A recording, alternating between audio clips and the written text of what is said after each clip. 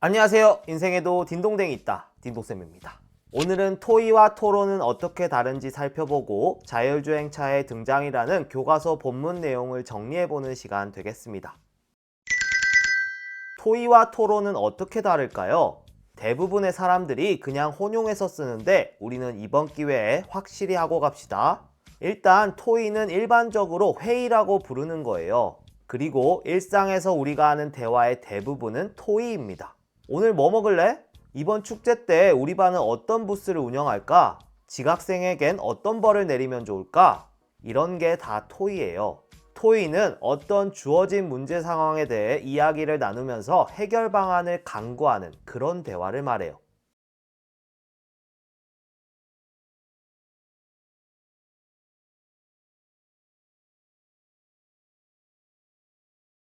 어떤 문제 상황에 봉착했나요? 추격전을 준비했는데 멤버 둘이 다쳐서 못하게 됐죠? 근데 연말이라 스튜디오도 꽉 찼대요. 그래서 지금 다음 주에 뭘 해야 할지 콘텐츠 회의를 하고 있는 거예요. 해결 방안으로 나왔던 의견들에는 뭐가 있었나요? 처음에 노홍철이 긍정 특집 하자고 제안하죠. 간지럽히고 때리고 괴롭혀도 웃으면서 참기. 다들 어이없어 하면서 넘겼어요. 두 번째는 유재석이 제안합니다. 맨땅의 헤딩 특집. 정말 말 그대로 아무것도 준비하지 않고 시작해서 뭐든 해보자고 합니다. 유재석의 말이라서 그런지 다른 멤버들도 수긍하는 것 같죠? 근데 갑자기 박명수가 제안합니다. 정준아 어디까지 사나 할래? 그러면서 갑자기 아이디어가 구체화되고 결국 정총무가 쏜다 특집이 만들어집니다. 큰 흐름을 정리해보자면 어떤 문제가 발생해요? 그 문제를 해결하기 위해 모여서 대안들을 제시합니다. 그것들 중에 이제 선택을 해야겠죠? 그러려면 기준이 필요해요. 예능 프로니까 가장 중요한 기준이 뭐겠어요? 그렇죠. 재미겠죠? 그렇게 나온 대안들을 기준에 따라 평가해보고 가장 높은 점수를 받은 대안을 최종 선택하면 토의는 끝납니다. 현장 체험학습을 어디로 갈까라는 주제라면 어떤 대안들이 나오고 어떤 평가 기준을 세워볼 수 있을까요? 대안으로는 롯데월드, 에버랜드, 제주도 등등이 나오고 평가 기준으로는 비용이나 거리, 볼거리나 먹거리가 얼마나 다양한지 등을 세워볼 수 있겠죠. 그렇게 해서 롯데월드로 정해지면 이제 현장 체험학습을 롯데월드로 가자에 대해서 토론해 볼 수 있습니다. 정리해 봅시다. 토의는 결론을 도출하기 위한 대화예요. 현장 체험을 어디로 갈지 결정해야 하는 문제에 대해서 이야기해 보는 거죠. 토론은요, 정해진 결론을 가지고 찬성과 반대로 나눠서 싸우는 거예요. 즉, 롯데월드를 갈지 말지를 가지고 또 한 번 얘기해 보는 거죠. 정리하면 토의는 현장 체험학습으로 어디를 갈까에 대해 이야기하는 것이고, 토론은 거기서 정해진 결론, 즉 현장 체험학습을 롯데월드로 가자에 대해 찬반으로 나누어 이야기해 보는 겁니다. 이해됐나요?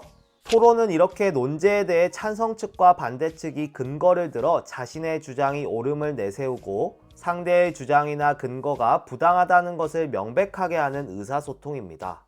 논제는 현장 체험학습을 롯데월드로 가자라는 논쟁해야 할 주제를 의미해요. 그럼 토론의 목적은 뭘까요? 상대방을 설득하고 굴복시키는 것일까요? 표면적으로 보면 그렇습니다. 그런데 실제 토론을 한번 해보시면 알아요. 이게 불가능하다는 것을. 상대방 설득 절대 못합니다. 마찬가지로 나 또한 상대방의 말에 절대 설득 안 당해요.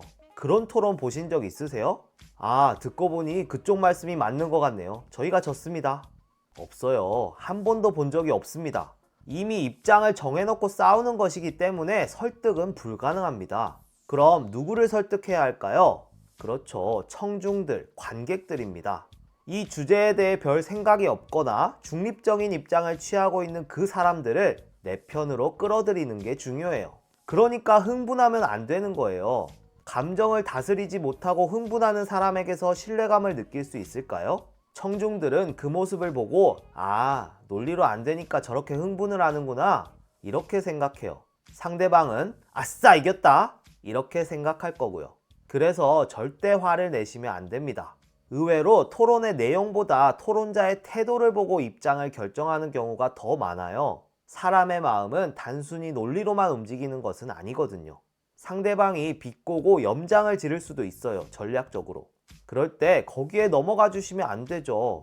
더 차분하게 침착하게 대응하셔야 청중들의 신뢰를 얻을 수 있는 겁니다. 그리고 토론의 궁극적인 목적은 면밀한 검토에 있습니다. 토론을 준비하다 보면 그 주제에 대해 전문가가 돼요. 이기고 싶으니까 엄청나게 자료 조사를 합니다. 심지어 상대방 측 근거 자료가 될 만한 것들까지 다 해요. 왜요? 예상을 해야 되잖아요. 상대방이 어떻게 나올지. 그래야 반박할 수 있으니까요. 그러다 보면 전문가가 됩니다. 롯데월드 작년에 사고 나서 사람 다쳤다고 그러던데 안전에 좀 문제가 있지 않나요? 상대방이 이렇게 나오면 어떡해요? 올해 안전검사 다시 새로 해서 다 문제없다고 나왔으니까 걱정 마세요. 이렇게 받아쳐야 될 거 아니에요. 그러려면 자료조사가 정말 중요합니다. 알겠죠? 그리고 그렇게 싸우다 보면 그 주제에 대한 장단점이 다 드러나요. 아주 디테일한 부분들까지. 그럼 그 주제에 대해 보는 사람들도 다 어느 정도 전문가가 되고 깊이 있는 이해에 이르게 돼요. 즉, 이제 뭔가를 제대로 결정할 준비가 된 거죠. 그래서 토론의 진정한 목적은 공동체가 처한 문제와 이를 극복할 해결 방안을 면밀하게 검토하는 것에 있어요. 결정은 그 다음입니다. 충분히 문제에 대해 이해하고 양쪽 입장을 다 들어봐야 합리적인 결정을 할 수 있는 거잖아요. 그 준비 과정이 토론이라고 보시면 됩니다. 됐죠? 자, 이제 교과서 본문으로 가봅시다. 자율주행차의 등장이라는 글인데요. 자율주행차가 가져올 이익과 예상되는 문제점이 균형 있게 나와 있는 글입니다. 토론을 하기 앞서 필요한 배경 지식이니까요. 집중해서 봐야 합니다. 알겠죠? 자율주행차의 등장. 구본권. 사람이 운전하는 차가 더 위험하다? 앞으로 사람이 자동차를 직접 운전하는 것은 불법화될 것이다.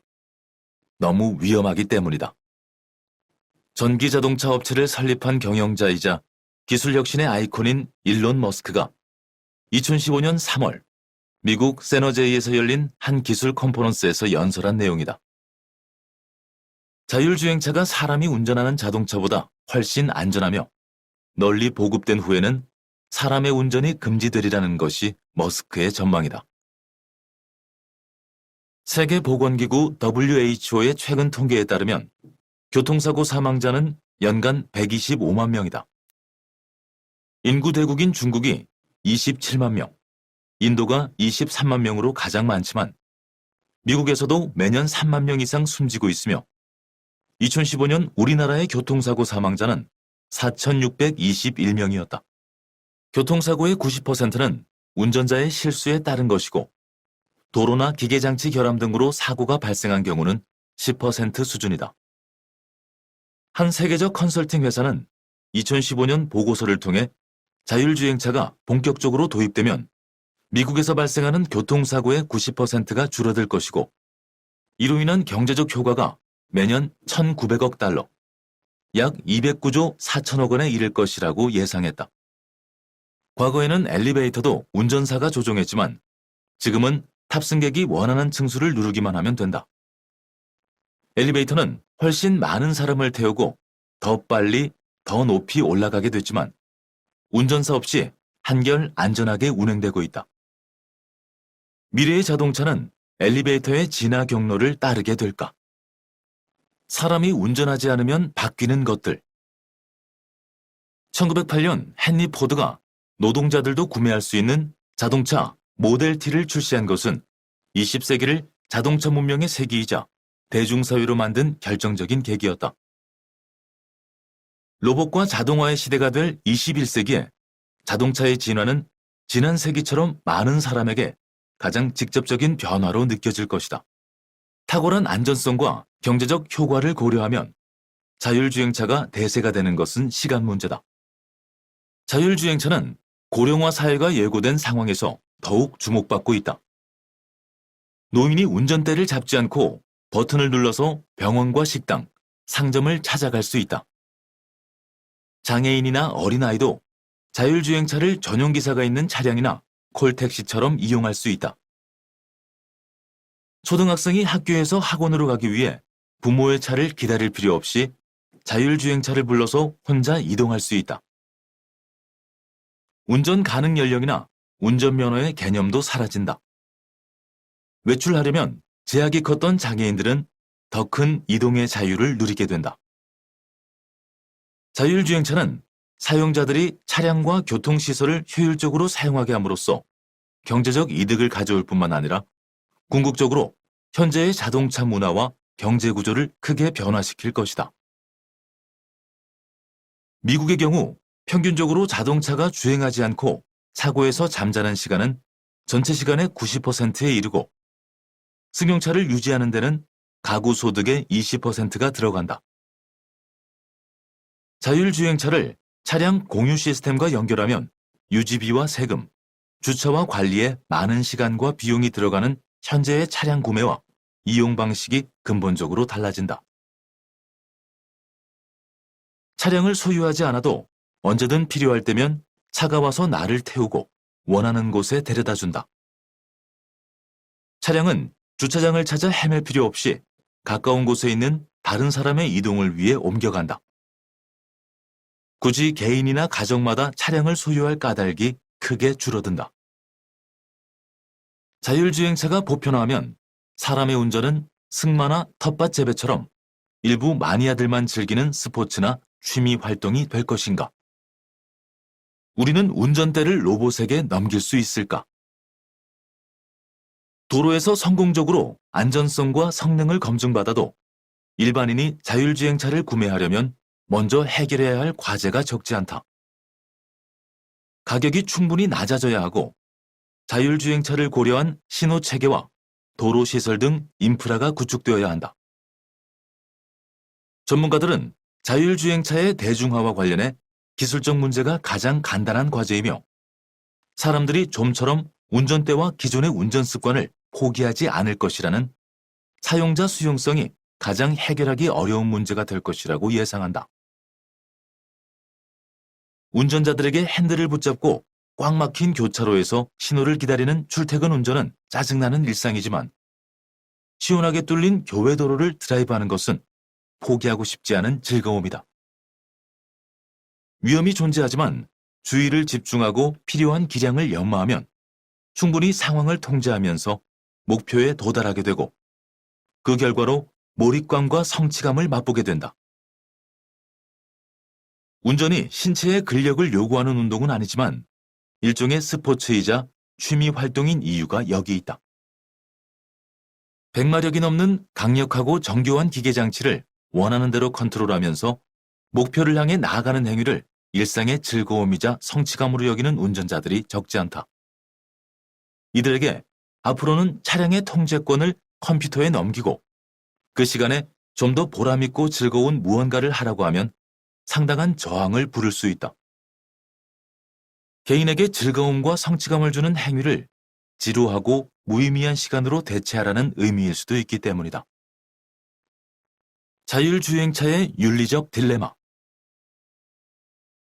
자율주행차의 운행에 적합한 법규가 만들어지고 사회와 소비자가 요구하는 기술적, 경제적 기준과 안전성 기준을 충족하면 우리는 서슴없이 자율주행차를 선택할 수 있을까? 운전대를 컴퓨터와 로봇에게 넘기기에 아직 풀지 못한 문제가 남아있다. 그 문제는 어떠한 선택도 만족스럽지 못한 결과로 이어지는 딜레마의 문제다. 비용이 많이 들고 시간이 오래 걸려도 기술이나 합의로 대책과 답을 마련할 수 있다면 결국은 해결되는 문제다. 진짜 어려운 문제는 답이 없는 문제인 딜레마다. 앞으로 자율주행차, 인간형 로봇이 직면할 가장 어려운 문제는 윤리적 딜레마다. 정확히 말하자면 무인 차량과 로봇의 문제라기보다 사람이 로봇의 판단 메커니즘과 결과를 어떻게 설계할 것인가 하는 문제다. 터널 문제. 사고 실험의 예를 보자. 자율주행 모드로 운행 중인 당신의 차가 좁은 1차선 터널에 진입하려는 순간 근처에 있던 어린아이가 발을 헛디뎌서 도로 위로 넘어진다. 차가 아이를 피할 시간은 없다. 아이를 치고 터널로 진입하든가 아니면 터널 입구 암벽에 차를 부딪혀서 아이를 구하는 대신 자신은 죽거나 다쳐야 한다. 이제껏 이런 유형의 윤리학적 문제는 말 그대로 사고 실험일 뿐이었다. 유사한 실제 상황에서 사람은 도덕이나 윤리를 생각하고 판단할 겨를 없이 본능이나 습관에 따라서 행동한다. 일반적으로 교통사고 시에 조수석 부상률이 운전석보다 높다. 짧은 순간이지만 운전자가 본능적으로 자신을 보호하는 방향으로 운전대를 조작하는 성향 탓이다. 하지만 이런 결과에 관해 운전자에게 책임을 묻지 않는다. 하지만 컴퓨터는 다르다. 컴퓨터는 모든 것을 사전에 계산해서 입력한 대로 실행하는 기계다. 사고를 앞둔 상황에서도 판단력이 흐려지거나 지체되지 않는다. 컴퓨터의 1초는 엄청난 규모의 연산을 수행할 수 있는 긴 시간이다.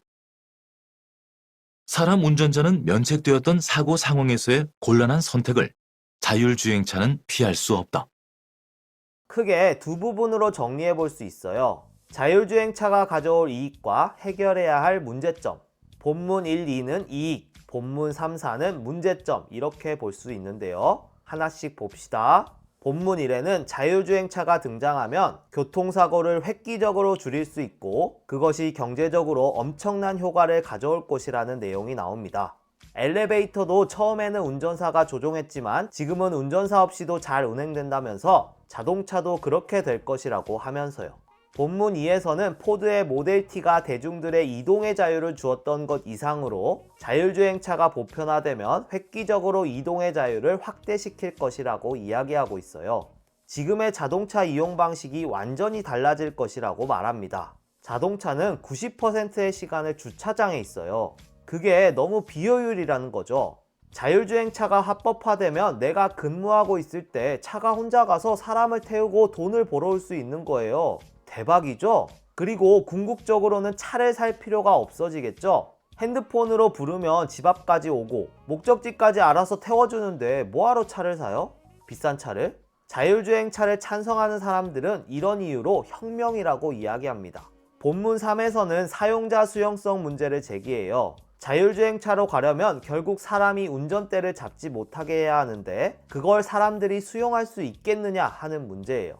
저만 해도 그렇거든요. 그건 운전의 즐거움을 저한테서 뺏는 거예요. 그리고 자동차를 단순히 이동수단이라고 생각하는 사람들도 있지만 그렇지 않은 사람들도 많아요. 애착을 가지고 정말 가족처럼 돌보는 그런 사람들이 얼마나 많은데요. 주말에 세차장 한번 가보세요. 자기 몸은 안 씻어도 세차는 꼭 하는 사람들이 있거든요. 몇 시간을 광내고 있는 사람들도 수두룩하고요. 그런 사람들이 가만히 있겠어요? 저항하겠죠? 그런 사람들을 다 설득하려면 시간이 걸릴 수밖에 없습니다. 그것에 대한 이야기가 본문 3에 나옵니다. 본문 4에서는 윤리적 딜레마 문제를 이야기하는데요. 자율주행차가 알아서 운전하더라도 그것을 프로그래밍하는 건 결국 사람이라는 거예요. 사고 실험이 하나 나오죠. 갑자기 앞에 사람이 튀어나왔을 때 직진하면 이 사람이 죽고 틀면 그 차에 탄 사람이 죽어요. 여러분이 프로그래머라면 어떻게 하라고 설계하실 건가요? 이걸 누가 정할 수 있죠? 그리고 상황이 너무나 복잡하잖아요.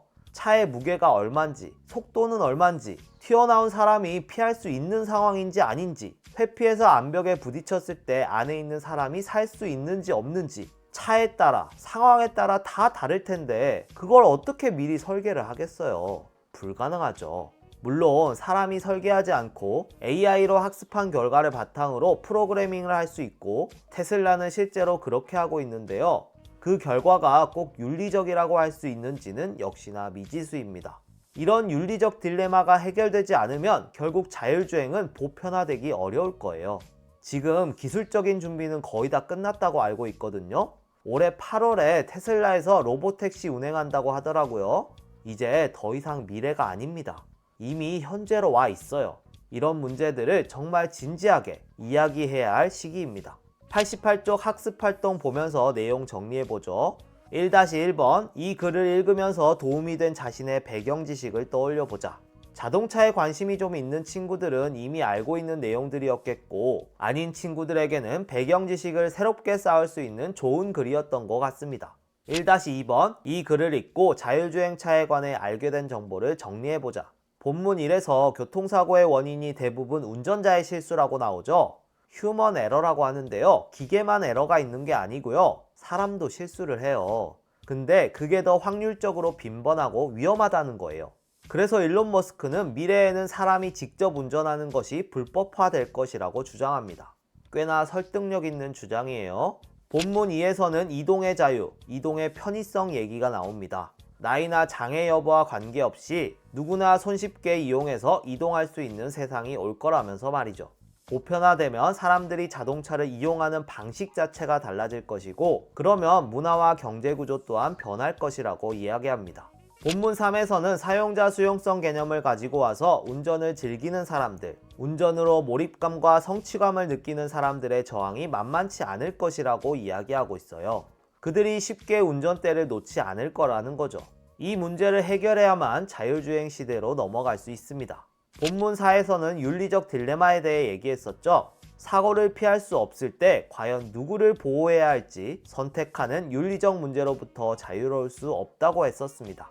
1-3번 위 활동을 바탕으로 하여 자율주행차의 미래가 어떠할지 자신의 생각을 말해보자. 여러분은 얼마 정도 걸릴 것 같으신가요? 10년 후면 보편화될까요? 아니면 아직 먼 미래일까요? 제 개인적으로는 얼마 안 남았다고 생각해요. 이미 유럽이나 선진국들은 전기차로의 전환을 확정 지었거든요. 8월에 나오는 테슬라 로보택시가 성공적으로 운행되는지가 관건이 되겠어요. 지금 좀 연기돼서 10월쯤이라고 하는데, 아무튼 이게 잘 되면 자율주행차 시대가 앞당겨지겠고, 문제가 생기면 더 미뤄지겠죠. 여러분은 지금 역사의 순간에 살고 계신 겁니다. 계속 관심을 갖고 지켜봅시다. 좋습니다. 그럼 여기까지 딩동댕 딩노쌤이었습니다. 빠이.